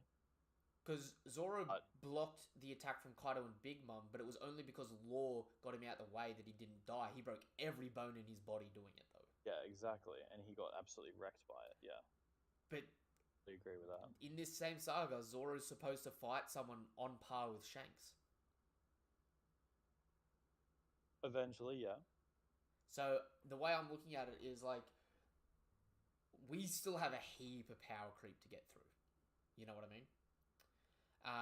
You do, but the thing is that Kid doesn't have protagonist energy, nor does he deserve it, right? Like yeah, for Kid I agree. to constantly beat his head against a wall and then fail doesn't really make sense for him to suddenly start winning when there's now less enemies for him to fight, right? Like, for example, like Zoro is going to get his power ups by starting to go up against Stronger and Admiral stronger and people. Yonko level people, whereas for Kid to now go up against another Yonko, it's like, well, we just saw him try that. He got absolutely destroyed. What is he going to go out and take out? Green Bull? Giants. He is right now, right? He's spawned in He's got a Problem- loincloth the and a problem with bat, him and he's surviving- trying to beat Dark Souls by grinding. That's problem Kid with him right now. surviving on Elbaf and getting a big power up and coming back into the series is that like he's just not been useful so far, and he's not going to have a major role in the remainder of the series. It's just not like worth it as, and it makes this chapter terrible writing. It just makes it horrible writing. It's like, how can you trust the writer when he says this crew has been annihilated if every time he says that the person just comes back anyway? That's the thing, is that the only time every single time something like this happens in the whole One Piece community is always like, are they still alive? Are they still alive? And it's just exhausting because it's like, can't you just accept that someone's dead? And if Oda wants to bring them back, cool, that can surprise you and you can be like, wow, this is awesome. But like, for how many weeks after Kaido and Big Mom went into that volcano were people still like, are they still alive? Are they still alive? And even now they probably think, oh, maybe Kaido's going to show up again in the future. It's people like, do. Let him be dead, man. I saw people make the argument that now that Shanks is leaving Elbaf, that gives room for Big Mom to wake up on Elbaf. Just and let it. Like, I agree. I think there are certain people that when they're dead, they're dead. For example, right, I still see people argue that Monet or Virgo are still alive. Or, like people still say, it's like, oh, you know, no one ever dies in One Piece. I'm like, no, there is a big rap sheet of people that have died. The first time it happened was Ace. The fan base never believes it. Yeah, the first time it happened was Ace and Whitebeard. But you know what? Oda's killed a hell of a lot of people since then. In real time. People don't buy it though, because every now and then he'll do something like he'll have Pound look like he's been killed, and then Pound comes back and they'll be like, see, no one ever dies. And it's like, and that's why I'm like, with Kid right now, if Kid is dead, it is it feels like a really strong statement for Shanks and the Giants. You know what I mean? If he is alive though, I can see a path for him from here to grow. Not necessarily be important in the main story going forward, but maybe for like an epilogue sort of situation. You know what I mean? But then again, if we are trying to get him back into the main story in some capacity, who knows? Kid might do something. The entire world of One Piece. In the entire world of One Piece, you can use compasses and go from island to island. Only in the Grand Line can you not do that, and you need to follow a log post. Log posters are just magnetic fields from island to island. You could do something. If Oda really wanted to get him back in the story, you could have Kid go crazy on Elbaf and like unlink all the magnetic fields between all the islands in the Grand Line. You know what I mean? Like there is stupid or crazy. He could have done that. He could have done that before. Now, Kid's entire character story is just. He's just leading him. He just fails. That's what he does. Unless this is his Sabbaty. You know what I mean? This is his uphill battle going. If Oda wanted Kid to be this ultra special person, he wouldn't have had him fail, get smashed, and then get one shot by Shanks. And then like, okay, now we're gonna start building him up as a character. When we're like already a little bit into the last saga of the series, now we're gonna start building up this random character. It's like, it's just so that he can kind of be strong at the end of the series and do nothing. Is that not what he did with Kobe? It's a lot more useful to have him as a character who is similar to Luffy, but the opposite, where he fails where Luffy succeeds, and then he goes up against a Yonko on his own and he gets destroyed. Again, I need to specify. It makes a lot of sense. I'm not arguing for or against. I'm providing different potential avenues for this to go. I don't really care strongly either way. You know what I mean? All I'm saying is that like, if it happened, it would be a bad thing. I don't necessarily know if it'd be a bad thing. It would depend on how it's handled. Because again, the only other time we've had the Kid pirate crew led by useless Captain Kidd was completely eradicated was the Straw Hats, where they weren't eradicated. You know what I mean? So there's the only other precedence is a precedence where they weren't eradicated. But they're the main characters. Of course, the main characters aren't eradicated. But see, that's the thing though. The way that it's worded here is specifically to draw that parallel with the way it happened at Sabbaty. You know what I mean? So look, if you're right and they're just dead here, like I said, it makes a powerful statement. You know what I mean? It's like not only does it make Shanks look so much better, because what's really important to note here, remember, Big Mum was hitting Kid off guard with her powered up attacks and wasn't beating him. You know what I mean? This does wonders to make Shanks look way better than Big Mum. I mean, it's also just kind of like it's just a narrative thing, right? Like, he hit him really hard, and then the dude, like, he used a sword, and the dude went down. Like, I'm sure if Big Mum cut him, he But would have gotten cut. Big Mum tried to do that to Kid and it didn't work. Yeah, because it just didn't hit. No, it hit. Big Mum lands a front flip overhead slash on Kid point blank, and Kid's just like, ugh. It's the Mumma raid. I remember that attack well. But, yeah, he got one shot. For example, this is a very different feel to Law versus Blackbeard at the moment, isn't it? Law almost looked like he had a chance. Didn't he? Look like he had a chance? Well, when Law was fighting Blackbeard, we know narratively Law's going to lose. But Law looked like he had a chance because he was actually landing multiple hits on Blackbeard. Right? And he was doing serious damage to Blackbeard.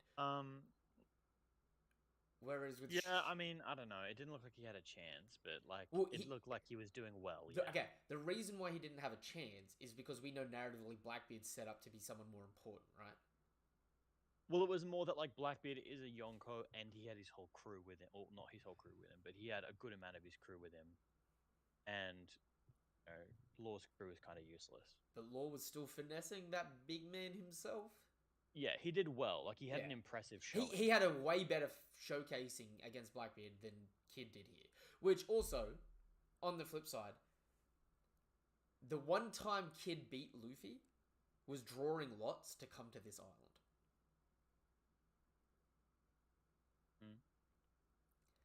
Okay, here's my whole point, is that Oda said that the crew was annihilated. Yep. Therefore, as a fan base... Not annihilated, eradicated. Eradicated. Therefore, as a fan base, we should think they've been eradicated. If he comes back, it's like oh, this is interesting. Then people can have their own reactions as to whether they're happy about it or not happy about it. But the fact that this happens and everybody goes, I wonder if he's dead. It's like, Oda literally told you he's dead. Like, just believe him until proven otherwise, you know? I see where you're coming from with that, and at this point in time, I get what you mean. At this point in time, where we are to just assume that they aren't appearing in the story, unless they do, right? Doesn't necessarily mean he's dead. Defeated, probably like dead until proven otherwise. That's how I would put it. Because exactly. But like the way that everyone talks about it is like, I wonder if they're dead, or if they're dead, that this is going to happen. If they're dead, that means it's like, they are. And then you can have your theories as to like, oh, what if he's still alive on Elbaf? But it's not like equal. Well, I get what you mean. I'll agree with that. Like it does take away some of the seriousness of the series. Like, I understand it's like a One Piece is like a goofy shonen and everything like that. But again, One Piece does cover some very serious themes, and when it hankers down, it does hanker down. But again, yeah, this I guess it's more so of the fan base expectation instead of Oda's actual writing, when they assume that characters are never going to die, because One Piece probably has some of the most character deaths in a shonen. Especially recently, people have been dying. Dude, it's the final arc, like final saga, and I like that people have been dying because like people are still like, oh, you know, what's Hawkins and Drake doing? Is it not really heavily implied that both of them died at the end of Wano? And, like, the Marines are still trying to get in contact with Drake, being like, dude, where are you? You know what I mean? Yeah. And, like, I like that. Like, I'm not trying to take away from this moment when I like say maybe he's alive, sort of thing, because Oda had an interview a few years, like years and years ago, about how he loved Game of Thrones and loved the Red Wedding because it was just like so ruthless, right? And since I heard that interview, I was like, I hope he, when he gets to the final arc and story characters, like, I hope he would get to a point where he was comfortable to say this character's arc is complete, they don't need to continue. You know what I mean? No. So he would just get a lot more ruthless with like, this person's not going to make it, sorry guys. You know what I mean? And I mean, even the statement he said at the beginning of this year, remember, it was this person and this person, oh sorry, it was this person and that person will fight. I sure hope nobody dies. You know what I mean?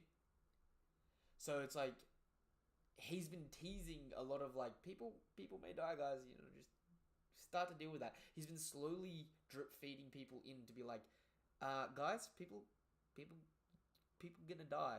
You know, Monet, Virgo, Pedro, like, people going down at the moment.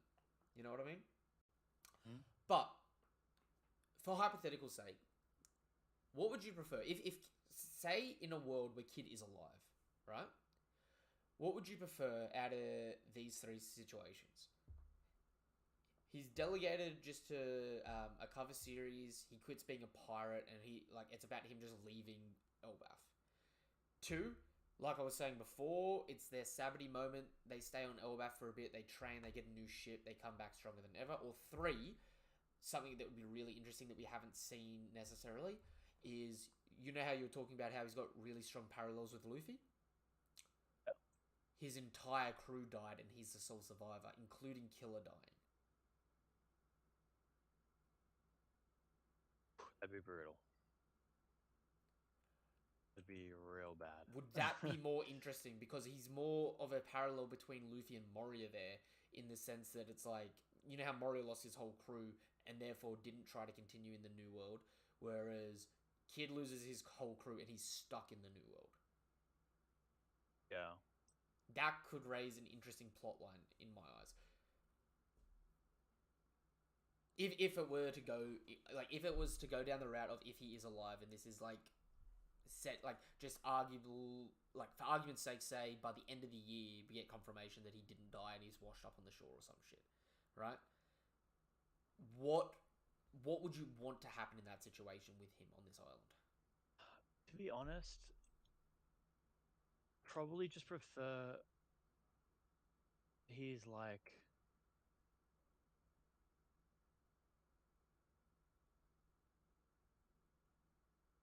I'd probably just prefer that he's like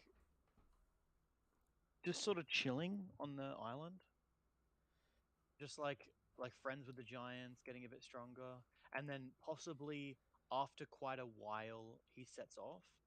I think he's sort of done in the series, to be honest. Okay. I don't think he was endearing enough. Have the fan base want to keep him around. Okay. I don't disagree that he didn't do, like, he was an interesting character, but he wasn't, he's not someone that has to survive. You know what I mean? Yeah. Like, I definitely agree with that, because at this point in time, like, I see this as the nexus for him, right? It's either, if this is Kid and the end of Kid's story, Kid was tragic where Luffy wasn't, but at the same point in time, it's just like a parallel that doesn't matter. You know what I mean? Like, on a reread, you'll be like, oh god, all this time with Kid, too bad he's gonna gank it. Whereas if it was like Law, you're going through, even if he does end up dying, you're going through the whole time going, man, this guy everything sucked. It's true, but I honestly just feel like at this point the damage has been done, and putting more time to reward him almost just makes it worse.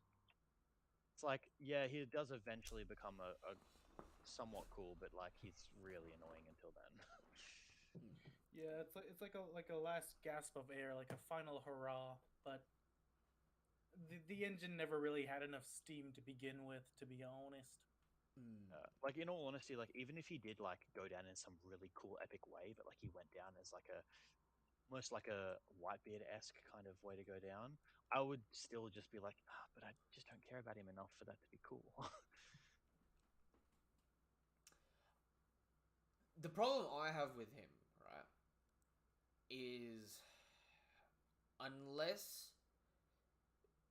he has a conflict with Luffy and somewhat loses, I don't see him needing a narrative in the story, per se. You mean by narrative? Well, okay, I've outlined potential narratives for his like redemption arc here, based on this, right? Yeah. But that's all. Like even in those situations, in my opinion, it would only ever be for like an 11th hour situation. Like he either comes in like last minute in the final war with all these power ups and helps out, or it's end of series post, post story. Yeah. Right? Because I don't see him. The only way I ever saw him being a problem was much earlier in the story where it was implied that he was going after Shanks. If he had killed Shanks, that could have been like, oh shit, Luffy's got to take him out to get revenge for Shanks. Clearly, that was never going to be a case, right? Nope. The only other alternative is if he ever actually directly had conflict with the Straw Hats instead of just being buddy-buddy with them. You know what I mean? No. But based on what's left in the story, I don't see him having an arc where he's set up or established enough now, after this, to fight the Straw Hats. If that makes sense. No. Which is tragic, because low-key, arguably, we just saw our next 2 Supernova die. Oh. So we're down to almost half the Supernova. Good, to be honest. Like, realistically, they wouldn't, right? Like, even Shanks's people said, like, we would not have survived this long if we weren't a part of your crew. We would have just straight up been taken out. Also, that's true. Like, New World pirates would get filtered out so hard. It would be either got some like little area that you're sort of hanging around. You've got relationships with all the nearby pirates, so you kind of tend to stick around for a while. Or you just get taken out early at some point. Also, I love just scrolling up and that, just talking for some like bullshit power scaling here. The confidence on Lucky Roo that he could just take out Kid himself. I love that. Lucky Roo's like 3 bill. Pff, I got that shit. That Lucky Roo better have a high bounty. We know the Red Hair Pirates main crew is supposed to have high bounties, like a high average. Lucky Roo was like, "Don't sweat it, Chief. We can handle him." Obviously, it's a very anime thing for like the underlings to be like, "I'll take him out for you" when they actually can't. But in this case, I like genuinely think that the Shanks pirates were like, "Yeah, we know that we can take him out." I like, based on this, I actually feel like the top 3, so Yasop, Ben Beckman, and Lucky Roo, I feel like they're parables, like not parables. They're comparable to Kid as is at the moment, right? If you want to say they're stronger or weaker, it doesn't matter in my opinion. Like they're close enough, right? Where Shanks was in my eyes here, Shanks is going to be like, I'll let you guys handle it again. No different to last time where it's implied Ben Beckman took off Kid's arm, right? Yeah. But then, Shanks sensed what was happening and was immediately like, okay, this is more than you guys are going to handle. I'll shut this down. Not because Kid would have beat them, but because they wouldn't have been able to stop Kid doing the damage he did, which essentially would have resulted in a loss for them in that regard. You know what I mean? I mean, for my personal take on Shanks' crew and everything like that, I don't know whether this hypes me up more for Shanks due to the fact that he was able to put so many like weaklings under his umbrella, but this also proves to me that when it comes to territory disputes and everything like that, like who does Shanks really have holding the reins for him when he's not there? Well, that's actually another really important thing because Shanks only became a Yonko 6 years ago, right? He's the freshest out of all the Yonko. He's got the smallest territory out of the Yonko, and he's got the weakest fleet out of the Yonko, which I think actually says more about his main crew, his main 10 people. The fact that they've got to pull the weight so much more for these other Exactly. people. Like, no, that's what I mean. Like, in terms of Shanks's crew, they're all freaking top notch, and definitely like worth the hype. But I just don't see as Shanks's Yonko status itself being all that praiseworthy after seeing who he has technically backing him. See, That's all. Because I know even though he is the youngest Yonko, and definitely he hasn't had that much time to spread his wings, considering that the other Yonko already preoccupied a bunch of territory before him. But I mean, I guess it's just carving out the niche that Shanks is just pretty much a boss all on his own. I think the thing you also need to take into consideration here is Shanks is the opposite to the Yonko, where Shanks only protects his friends. If you're not his friend, he'll take you out. Even going back to when Ace went to meet Shanks to like say thank you for saving Luffy, Shanks was like ready to kill Ace, right? Yep, fair enough. The other Yonko have all actively been trying to defeat strong opponents and recruit them.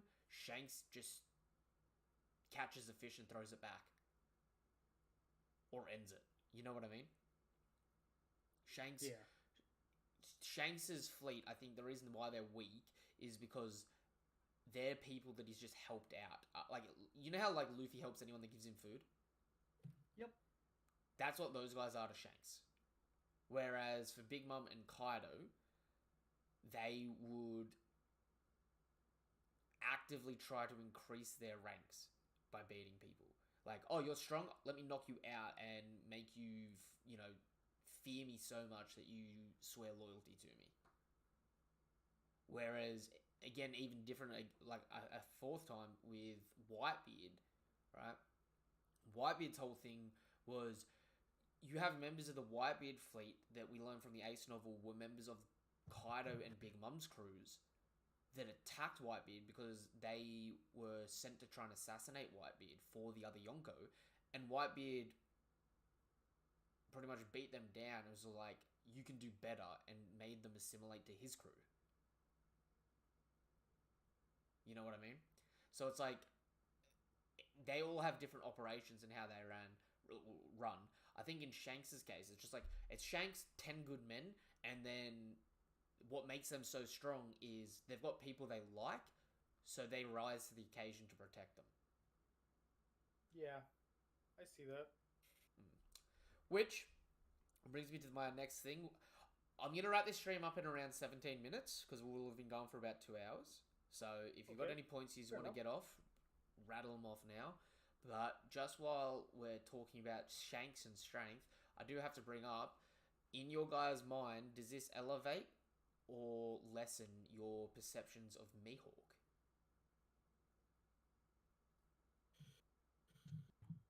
Ooh, I would say, gosh, it's just, we've finally gotten a named attack from Shanks. Do you think we're gonna get a named attack from Mihawk this year? Okay, let me say this, because I know I asked before, how do you reckon Zoro would have gone against Divine Departure? At this point in the story, is Mihawk still beating Zoro with the little dagger?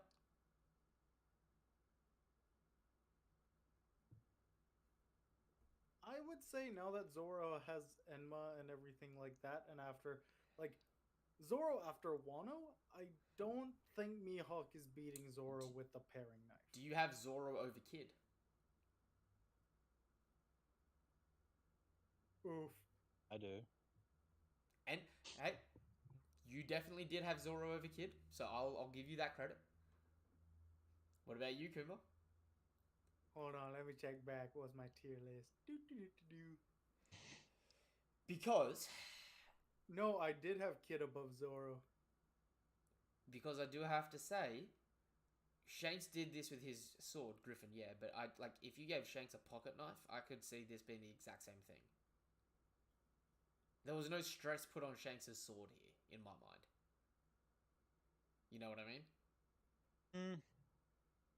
I don't know Also, because we have to take like into so for account too Mihawk, that Shanks has lost his dominant arm. Shanks also does have a black blade, and Mihawk specifically has like best black blade. Well, At Shanks least doesn't he actually have a black says. blade. Is Griffin Yeah, not a black blade? Griffin's not hot. Griffin's not black, is it? No, Griffin's not a black blade. No, sorry. I mean Supreme grade.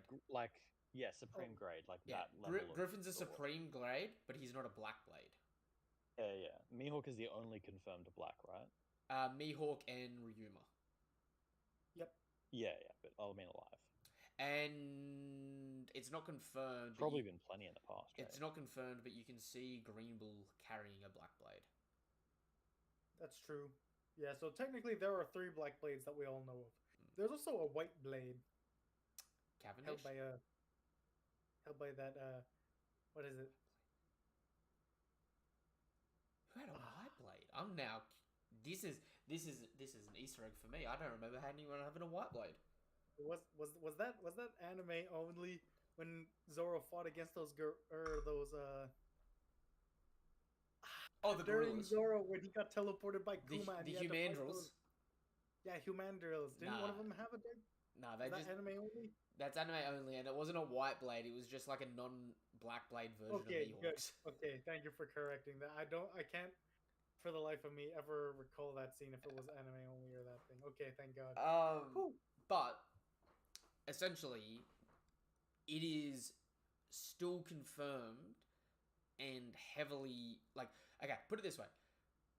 Even recently in the manga, it is still confirmed and stated that Mihawk has better swordsman skill than Shanks, right? All I'm seeing in this scene right here is swordsmanship. I don't buy into the whole Shanks isn't a swordsman, he's just a haki man. You know what I mean? Yeah, and that's fair. I also have to point out, because I know we talked about this off stream, Brecky, a way you can interpret this scene is Kid's going to do his attack, Shanks sees the future, and then as Shanks jumps, he also stops Kid's observation haki. Right? Since Shanks can kill other people's observation haki. In a fight against Mihawk, you got to think, if Shanks has future sight and can turn off someone else's observation haki, what the is Mihawk packing to contend with that? And I've seen people maybe theorize at the moment that scene in Marineford where Luffy was about to punch Mihawk and then he saw a future where his arms got cut off and changed direction. I've seen people argue that that's Luffy using future sight, observation haki, or Mihawk projecting a false reality onto Luffy. Oh, jeez. That would be an interesting thing if you can use your observation haki to make people see a fake future. I mean, to be honest, I think that's probably the real future.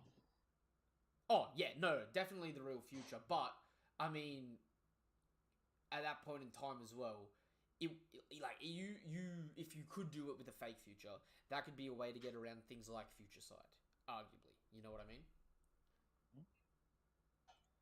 It'd definitely be interesting. Based on this, though, and I mean, we all knew Shanks had advanced Conqueror's Haki, but seeing actually Shanks fight like this and work like this, right? Do you guys feel like Mihawk is confirmed to be a Conqueror's Haki user? Or is there still doubt in your guys' mind? I kind of assumed he would be. Yeah. So, but I don't think this changed that. Okay, good. Because I for the longest have thought that Mihawk was a Conqueror's Haki user, just very differently. Like a swordsman as a conqueror isn't the same as the Yonko as conquerors going around being like, follow me, people. You know what I mean?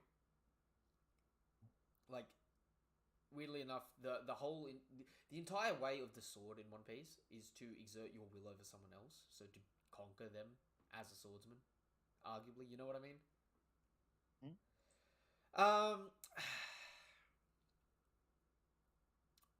All I can say is Shanks is a beast, and I'm so glad we got to see him do something, and I'm so glad that even though Kid went down like a punk, Kid was impressive going down like a punk. Like, the fact that he would have wiped out the fleet is, like, one of those things where it's like, okay, that's cool. Now it's okay that you die or get one shot. You know what I mean? Whereas, like, if he literally had it, like, if he was literally just standing there just like, screw you, Shanks, and you didn't see that future, and Shanks just appeared in front of him and cut him down, you'd just be like, bye, kid. Get out of here. Would you not? Not that you aren't already, Eggs.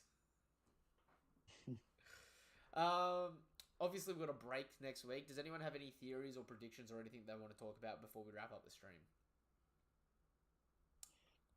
I don't really have anything, to be honest. Do you think York survives by the end of this one? York only survives if York is a member of the Blackbeard Pirates. Otherwise, the only Vegapunk I can see surviving is either the Stella or Lilith. Okay. Stella or Lilith, I think we'll go with the Straw Hats. Real question actually is, do you guys think that Shaka is still alive at all? You think that pistol shot took him out? His head was like mush. Yeah. Fair enough. You've got to give it to York. She's got a pretty decent shot. I mean, you got to remember, like, it looked like a little bullet, but that gun was bigger than Shaka. Yep. Because York more is than huge. half of more than half more than half of Shaka's helmet imploded. Dude, York is huge. Like, York is like 2 categories tall or some shit. I mean, she's got to make up for, like, she's basically the entire stomach for all those beings, right? So she's technically like more than 4 stomachs. One thing I will say is pat on the back for me and you, Eggs, for the last few years, including Dorian and Broggy on our lists. Yeah, Dorian Broggy bringing it back.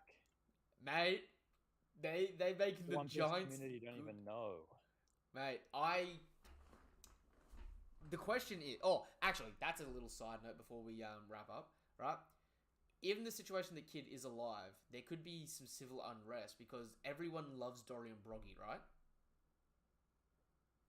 Like, they're looked up as, like, the leaders in Elbaf for, like, the pirates and stuff like that, right? Yeah. But at the same point in time, they've only just gotten back. They have no idea about the history with Big Mom and all that. And they've just essentially wiped out Kid, who the other Giants may actually like. Oh. Yeah, but I mean, you gotta like Dorian Broggy more. I agree, but I could see maybe, like, if there's some, like, weaker Giants that are a bit more Weasley, trying to use... Like, if Kid does survive, I could see maybe a plotline where there's, like, a Weasley, like, Usopp Giant that's trying to, like, get the Giants to turn on them and get rid of them. Being like, they killed the guy that took out Big Mom. They don't know the struggles. They haven't even been here. Low-key vibes? Question mark? Loki is a bit of a scummeth bag. Right? You know, even in the panels that we've seen Loki in, he seems relatively small. Well, he was a child at the time. Well, no, I know that he was also a child at the time, but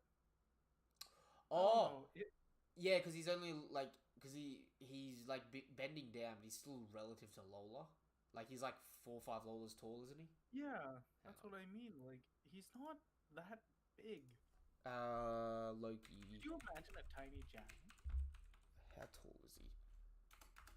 Let's look this up quickly. So he's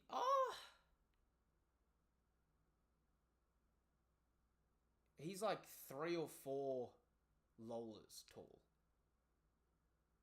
Right? But Lola herself is a big girl. Like, Lola's twice Luffy's height.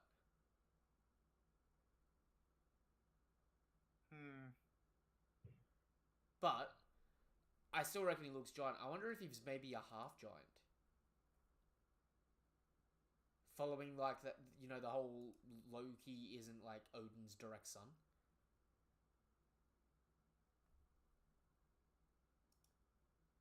Interesting. I'm keen to see more on Elbaf. Do you guys think that since Shanks was curious though about Blackbeard, once the world government reports that Blackbeard's at Egghead when they show up, that Shanks will make a move to Egghead? Considering Elbaf is one island away from Egghead?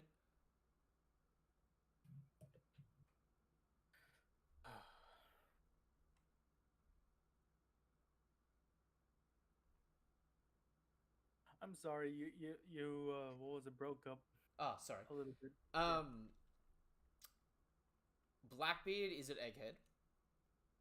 Okay. Shanks is curious about Blackbeard.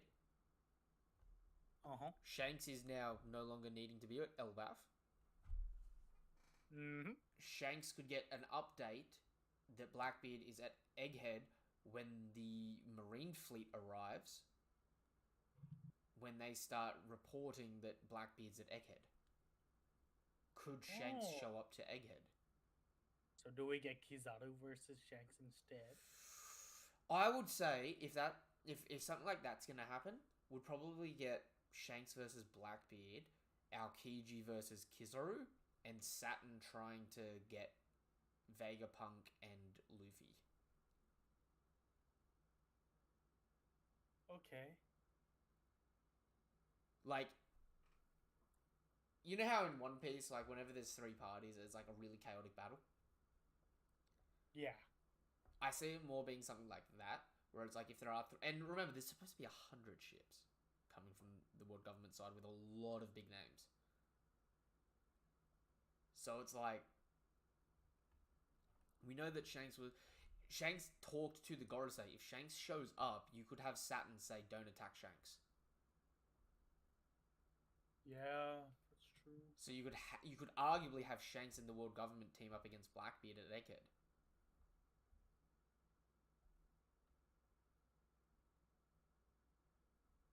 That could be a very messy situation. I mean, I'm honestly, I really don't know what to expect at this point. Like, I'm really down for anything. Honestly. Honestly, I've been loving how unpredictable it is. Because, and like, stuff's been ending just at the right time. Like, I got sick of the York. Like, I got sick of the trader thing last chapter, and then they, like, announced that it was York, and I was like, thank you. Because I just got to the point where I just got bored of it. You know what I mean? Yeah. And then now it's like, okay, we're not... mystery box for so long. Yeah. So now we're not playing like, oh, who's the traitor? We're like, we get to move on, and now it's like, okay, let's get to interesting conflicts and chess pieces moving around in awkward ways. It's not so much as York was a disappointment. It's just, like the traitor thing was brought so late. You know what I mean? Like, it's literally in the arc that it was stated there was a traitor. And it also was one of those things where it's like, even though it was stated in this arc and, like, concluded pretty early, there was no chance to guess exactly who it was because they didn't give clues in scene. No.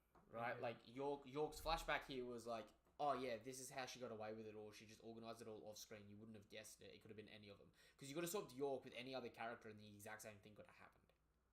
Yep. That being said, guys, do you just want to wrap up there? Sure. Perfect. Just about to hit the 2 hour mark. Alright. Thanks for coming by, everybody. This was a damn good chapter. I can't wait to see where we go from here. Next week is obviously on break, so we may, depending on how everyone's going schedule-wise, consider doing our top 30 women stream, maybe, guys? Oh, alright. I'm sure that would be a lot shorter than the top 50 strongest. I feel like we can get that out. I feel like we can get a top 30 women stream out. Of, like, we'll split it up. You know how we were going to do the strongest women and then the prettiest women? No, not just prettiest. I think it was just, like, favorites. Favorites? Okay, we'll do the favorites one, and we'll do the strongest one another week, because I feel like that'll go on longer. Okay, fair enough. People going to be fighting ride or die for Alvida. I will genuinely be impressed if we actually manage to hit over 4 hours with only 30 characters. You say that now, but going back to watching the top 50 stream, As long as we all can agree on whose choice. it gets to number 1, and there's gonna be riots. No, I feel like top 10 is really gonna be the squeezer, man. I reckon top 10 squeezes. Below that, it's gonna be like, I didn't think of that person. Shit, yeah, okay, fair enough. Oh, let me just open up the wiki page real quick. Alright, that being said, I'll thank you for coming by, anybody. Nothing but love, nothing but respect. Have a damn good day. Say goodbye, Eggs. Say goodbye, Kuma. See ya. Bye. Alright. Till the next chapter of One Piece, or until the next video of mine you watch, whatever it is you're here for. Thank you for coming by. Nothing but love, nothing but respect. Have a damn good day. Goodbye.